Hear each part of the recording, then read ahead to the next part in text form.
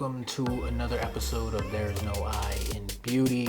My name is Nakai, this is Priscilla, where we talk about everything in the nail industry, how to avoid the mistakes, how to succeed in the industry, and ultimately achieve your dreams with the nail industry. Today we are talking about how to avoid burnout as a nail tech. So this is definitely a phase that you're going to come across. If you want to be a nail tech, it's inevitable, and so we're going to give you a few pointers on how to avoid burning out.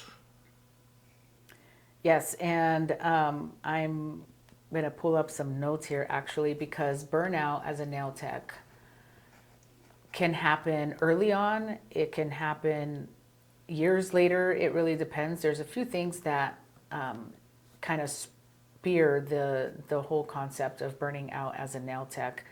And sometimes it relates to your clients. Sometimes it can relate to your progress and how you're succeeding. And then other times it can actually relate to how you're viewing yourself in the industry and as a nail tech, how you are, The work that you're doing. the type of work that you're doing, the value that you're producing and you're giving to your clients. Sometimes if you convince yourself that you're not really providing that value, it shows in how you treat your clients and how you treat your workplace.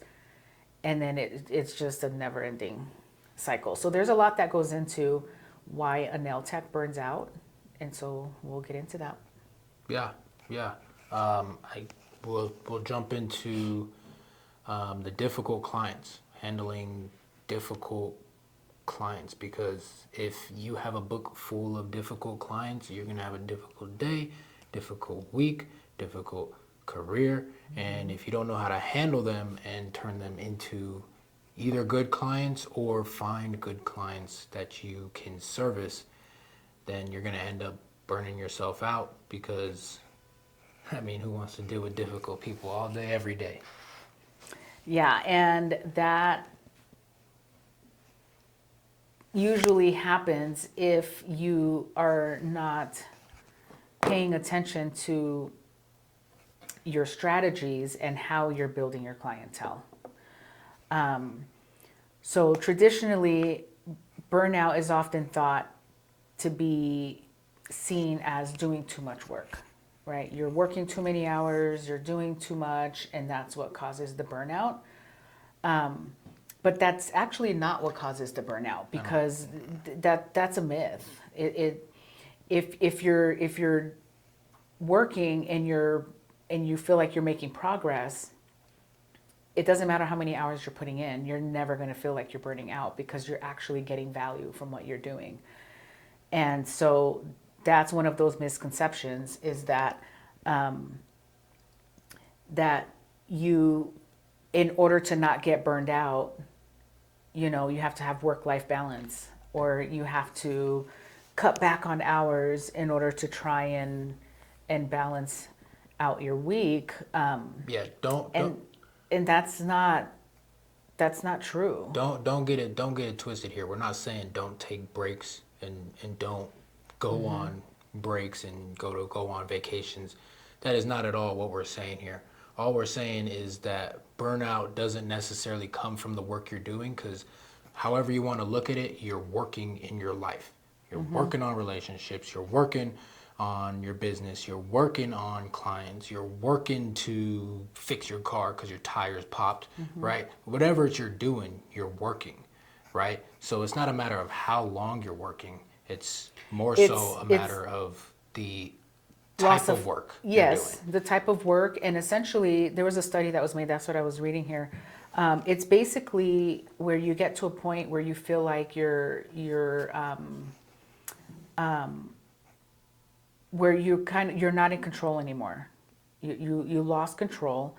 And so it's a condition of high expectations coupled with low control, right? So you're set to this high level of expectation. Let's say you've been doing nails for a while, and you've built a pretty good clientele, and you were on a roll.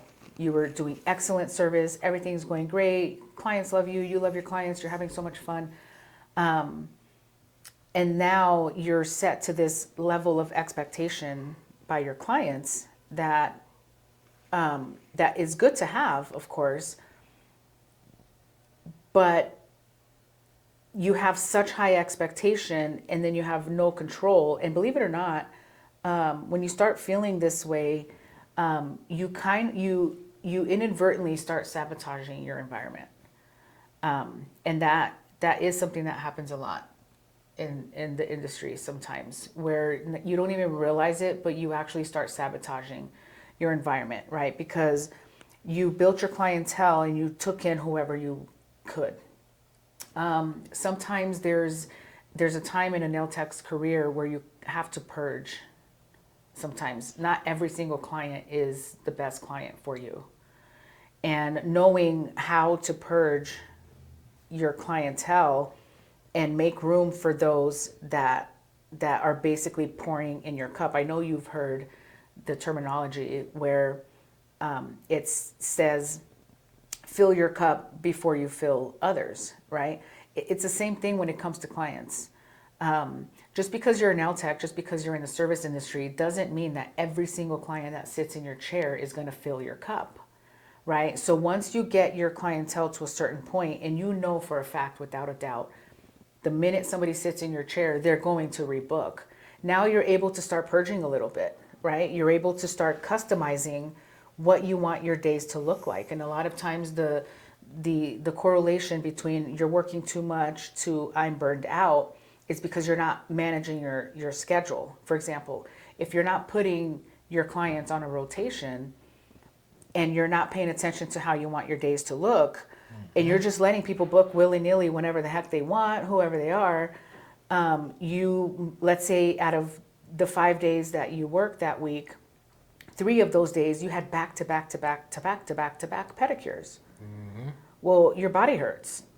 You're physically drained. Doing 4, 5, 6 pedicures in a day is not easy. Or you caught that on your schedule that you not accidentally, but you booked this client at 9 a.m. one day, and then realizing that you're not even going to get out till 7:30, 8:30, possibly even 9. And then you threw in 4 pedicures because the in client, the mix. Yeah, because the client that booked that last one wanted special artwork or whatever, right? And so now you have a couple of days where you're working over 8 plus hours, and then because you're taking time on these services, and if you're taking longer times on these services, you're going to feel like you're doing all this work with very minimal trackable progress. And so I think that's also what causes burnout, is if you're not progressing in your times, you have to service more. You're not able to service more clients if you're not making just slight progressions every single service. Yeah, and then the lack of projection or progression comes into the control factor, where you feel like you don't have any control. So the control factor in that study that I talked about earlier, it means that you have an effect on your outcome. So the minute you feel like you don't have any effect on, no matter how many hours you work, no matter how many people you see, no matter you're fight or flight. You're trying to hang on, and then that's when mistakes start to happen, right? So then you go down this slump where clients are calling and they're complaining, they're not having fun anymore, their nails are lifting, this happened, that happened. The artwork is popping off because you feel like you're not making any progress, and so that's when you start making mistakes, and that happens to nail techs sometimes. And so just know, and all that to say, the culprit was you're not customizing the schedule the way you want your schedule to be. Once you have a solid clientele, you really can dictate what you want your weeks to look like. I mean, you can even get as deep as saying, I love when I see these clients on the same day, because I'm getting like a little balance of experiences from them. So I mean, you can really customize it however you want, but the key here is to put your clients on a rotation, customize the way you want your days to look. Don't get caught off guard when you come in the morning and you have no idea what your day is going to look like, right? Because you don't even look at your calendar until the day of or the day before. So if you're the type of nail tech that the only time you look at your calendar is the day before, and then let's say, perfect example, and this actually happened to someone I know. I've been doing nails for a few years,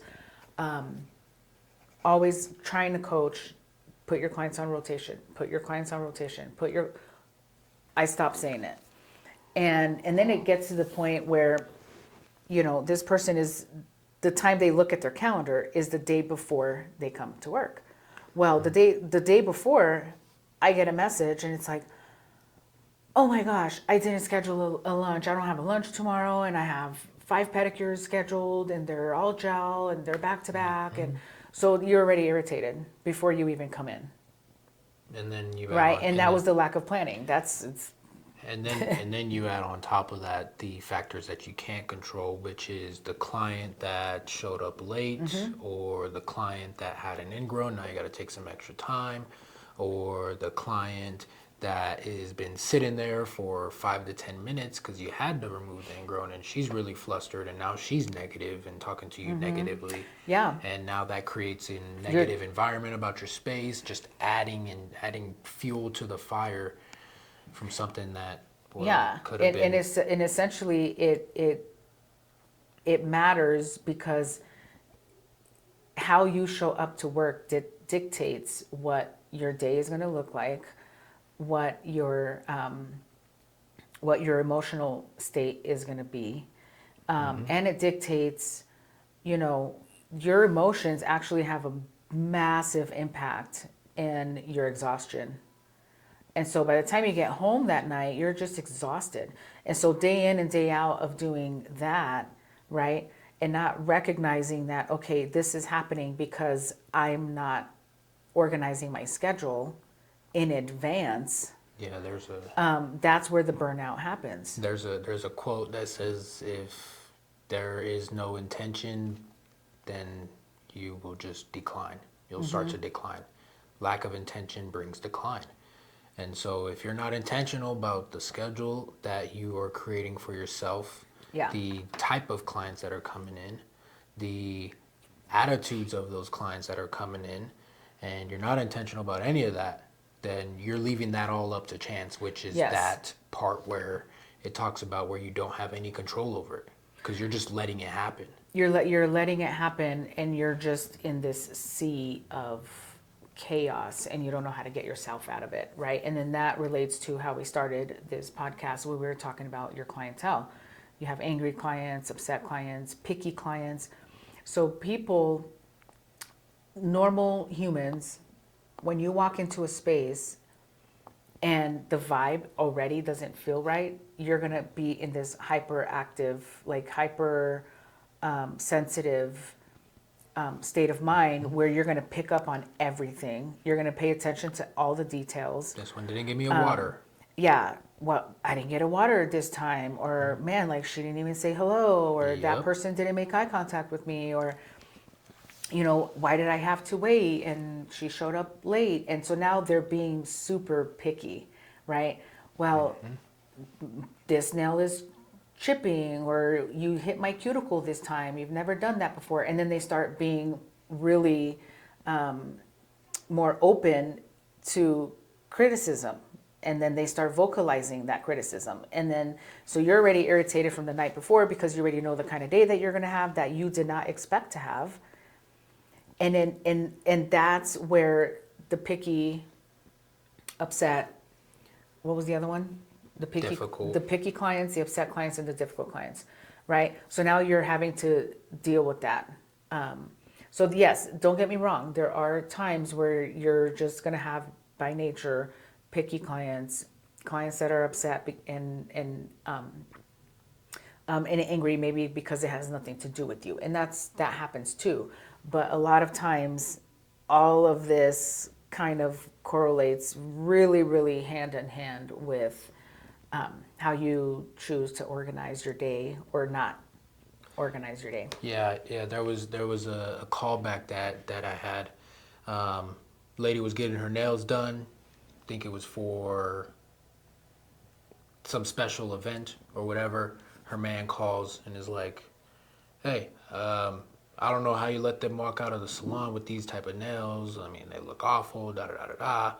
And all this stuff. And this dude's frustrated. He's upset. He's projecting that fear from, or that upset, that frustration from his girl or whatever was going on. But with him being upset and he's heated on the phone, you could feel the energy through the phone. And he's just like, I want this, and this, right? I want a refund. I want da da da, whatever it is, right? Okay. He did not have a single word to say after that. And what that does is that's just the power of agreement.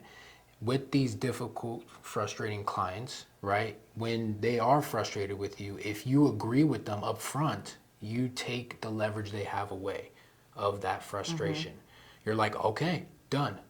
Yeah, and like for that particular person, maybe that nail tech was just having an off day.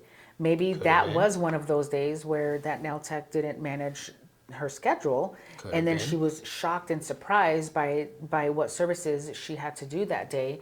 And if the person showed up, if it's the middle of the day and the nail tech's already running behind and now they're trying to catch up, and so now Not they're only rushing this client to get to the next client because they're running behind, and then you have something like that happen and it happened to be her wedding Not- nails, and then Come the on. fiance calls and is upset, Like not right? not Like only that's that, unacceptable. not only that, but something that could have been avoided. Totally avoided. Right? Because if you think about it, if you were intentional about your schedule, you see somebody's a brand new client, you've never seen this person before in your life, right? If you're looking at your schedule a couple days, maybe even a week in advance, if you are booked out that far, you can see, oh, this person's a new client. Maybe I should shoot them a text. Maybe I should give them a call. Maybe I should see what type of artwork they're wanting. Yeah. Maybe I should see if there's something on their nails, right? Because you've never Yeah, seen their nails. you would have known it was her wedding nails. Wedding nails, she wanted a specific type of artwork done for Yep. her nails. That way now you can practice. You've got some time to Yeah. practice. Not only that, but you feel more confident. And if she had some crazy product on her nails that was going to take you 30 minutes to remove, Yeah. and you're back to back to back, now all that is avoided because now you can say, Because hey, you made a phone call. I don't have this time to do that. Can you come in a little bit earlier? I'll have one of our other techs remove that product, and I can get started on you. Now all of that is avoided.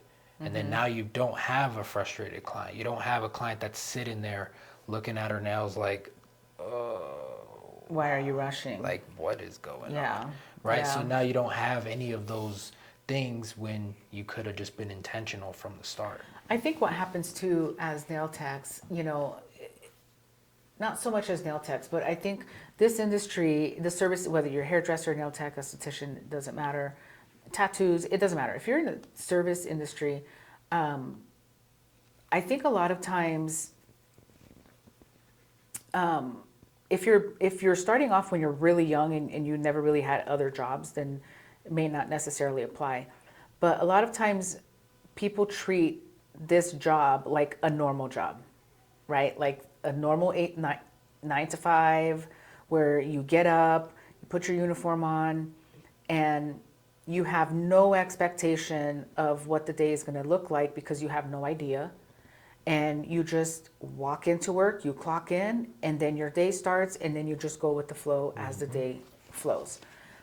That's not the case when you're a nail tech, when you're a hairdresser, when you're an esthetician. That's not the case. You're dictating who you see, how long you see them, what your day looks like, and there's a level of accountability and expectation there that you are going to run your day-to-day business efficiently with your clients.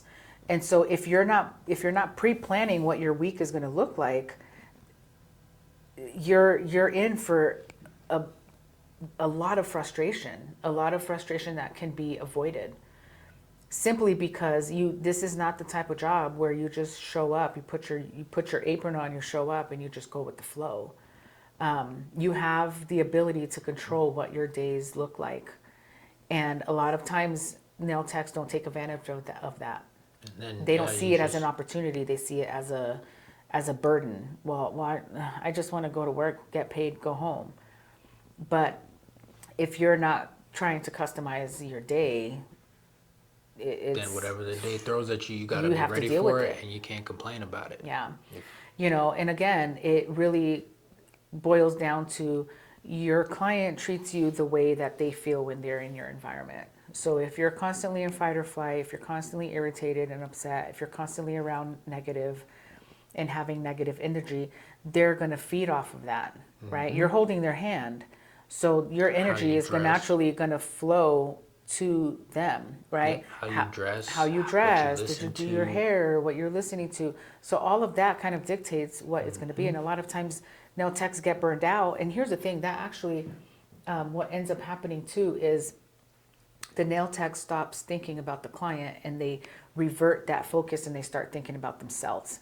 And what I mean by that is they're like, okay, I need to have a good day at work, so I need to listen to my favorite music. I have to put my favorite scents, and oh my gosh, I have to put on my favorite TV show just so I can get by because I'm burned out. Clothes. I gotta wear my comfortable, fuzzy flip flops and my spandex and my long T-shirt that says "I hate you" on the front. You know what I'm saying? So because I want to be comfortable because I'm getting burned out. So now I'm going to create this environment to suit me and not suit my client. And that's the biggest mistake you will ever make. Because clients will feel it. But then check this out. This is how this actually starts to play out. When you do that and you start servicing clients that way, what's going to happen, right? They start picking up on that. But not only that, right after you get them checked out, right? Then they leave, right? Now they're leaving with this bad energy. Little do you know that when they're walking out, your next client's walking in. So they're walking out and your next one's walking in and she's looking at her nails and she's like, oh, these are just so bad and da da da. And she's mumbling under her breath and has all this negative energy on like the type of experience that you gave her. Now the next client's coming in like, oh man, the energy just shifts. That's what I have to look forward, and then it starts ruining your reputation, and then they're not rebooking with you, and then your days start getting more open. You're not seeing as many clients, and then you're like, dang, now I need to work double time just to. Yeah, well, that's usually when you start seeing, Instagram posts like, "Hey, surprise, 20% discount for new clients," like. That's usually when you start seeing that. You start seeing the desperation of what's happening. How come people aren't coming back? And that's just one of the reasons. It's one of the reasons, but yeah, burnout is a big thing. It's a big thing. It's real, but it can easily be avoided if you just take control of your schedule. You take control, take responsibility, and take responsibility, right? So what I mentioned earlier about dictating who sits in your chair, and I'm serious about it. Not every person that sits in your chair is your ideal client, and that's okay. There's nothing wrong with that. If you have a clientele that's large enough. As soon as you start putting people on rotation, guess what? You dictate who gets to be on a rotation. And so then naturally you fill the spots that you want to fill. And then the clients that you don't really, look, if you've been a nail tech for any length of time, there's always that one client that no matter what you do, you can't make them happy. But they keep coming back because they like the work you do, right? But everything else, they're always complaining about something. And that's fine. That's just the type of person that person is. There's nothing wrong with that. But the way that it affects you is where it has a really massive impact in how you carry out your day, right? So you start putting people on rotation. You start dictating what your days are going to look like. And then if that particular spot that that person likes to have gets taken up because they didn't want to get on rotation, well, then I'm so sorry. Let me recommend you to someone else, or they're all going to keep falling. And so yeah, and there's nothing wrong with that, and this is not a knock on clients. I think even sometimes on the flip side of that, clients will stay with the nail tech they don't like because they don't want to be judged if they jump over to another nail tech that's in the same building, because they're going to feel like, you're going to judge me because I'm cheating, and cheating on you. So it kind of goes both ways.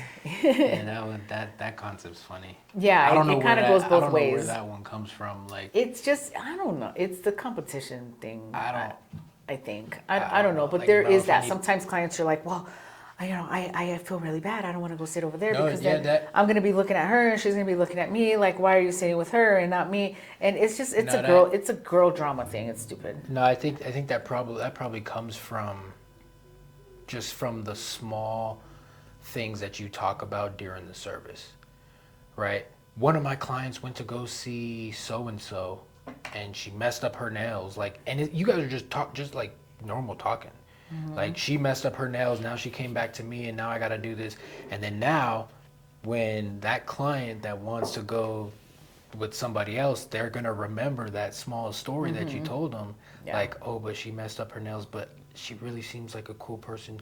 One of my other friends goes to her. She does really good work, but I don't want to put you in that position. And it's just this. Yeah, and that shouldn't be the thing. Look, man, clients should be able to, if you're working in a nail salon where there are several nail techs, clients should freely be recommended. They should even be encouraged to go to schedule from nail tech to nail tech to nail tech to nail tech to nail tech until you find somebody that you jive with. Like, there's nothing wrong with that. There is nothing wrong with that. And it's actually better for both parties. It's better for both parties. It eliminates this burnout thing that we're talking about, right? And so the nail tech should not be upset when she's in your chair one day, then she's in that chair the next day, and that chair the next day. Because let me tell you what, if your personalities don't mix, you don't want that person as a client any old way, right? You don't have fun when you're with them. You don't have anything in common. The conversations you're having are not, they're not fun. And then you don't find any value in the work that you're providing. And then you stop caring. And then you feel like you're burning out because you're like, man, the work I'm doing is not fulfilling. You're like, I'm just gonna hurry up and get this lady out of my chair, right? And don't look at me like that, because sometimes you think that, but that's what I'm saying. Like, it's okay to understand and accept the fact that not every single person that sits in your chair is your ideal client. There's nothing wrong with that. And so you have to be able to organize your day the way you want your day to look. That's how you create your ideal work environment. Not by putting on the music you want to listen to, wearing the clothes you want to wear, or wearing what you went to sleep with the night before, what I mean to say. Putting on random TV shows that none of your clients really enjoy watching, but because it's your fave, you're gonna put it on. So instead of creating the environment, instead of invading your client's space like that and not making the environment conducive to how your client wants to feel when they're in your space, the way that you still can do that for yourself is simply by organizing your schedule. Yeah, and I'll put it another way. You're the manager of your own career as a nail tech, because you manage the clients you see, right? Even if you're working in a salon with a manager, you manage the clients you see. You manage the work that you do. You manage the way that your clients feel in your chair, right? And so now you are the manager and the creator of your own career as a nail tech. Yeah. And so, like, if you don't like what you're doing, you may need to look in the mirror because you were the one who managed and created that entire thing because I mean, even if you take it back to the start, right? When you're first starting, right? You're seeing everybody's a new client to you, right? Right off the bat, you have a good idea after sitting an hour and a half to 2 hours with them if they are a client that you want to see again. Right. Of course, there's the money aspect where you do need to do the service. Yeah, to in the make beginning, the money. you definitely should be rescheduling every single person that sits in Yes. your chair. Yes. Because you want to fill your books up and you want to Yes. make it easy. You're building a clientele. Yes. Yeah.